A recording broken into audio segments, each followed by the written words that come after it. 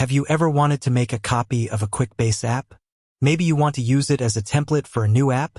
Or maybe you just want to make a backup of your existing app. If so, you're in luck.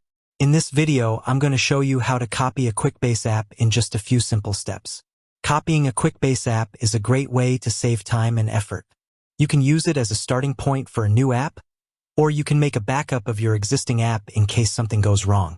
Quickbase is a powerful low-code application development platform that allows you to create custom business apps without writing any code.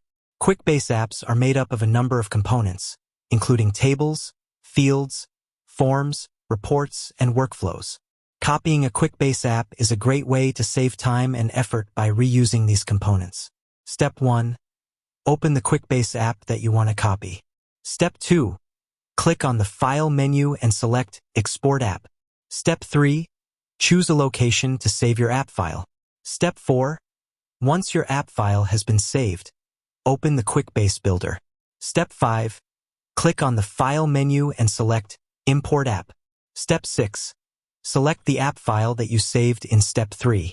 Step 7. Click on the Import button. Step 8. Your copied app will now be available in the Quickbase Builder. Additional tips. You can copy an app to a different Quickbase account by exporting the app file and then importing it into the new account. You can also copy an app to a different environment within the same Quickbase account. When you copy an app, you can choose to copy all of the app's components, or you can only copy certain components. If you make any changes to your copied app, be sure to save a new copy of the app. Copying a Quickbase app is a great way to save time and effort. By following the steps in this video, you can easily copy an app and use it as a starting point for a new app or as a backup of your existing app. If you have any questions about how to copy a Quickbase app, please leave a comment below. I would be happy to help. With that said, thanks for watching. If you found this video helpful, please be sure to like and subscribe to my channel for more Quickbase tips and tricks. Until next time.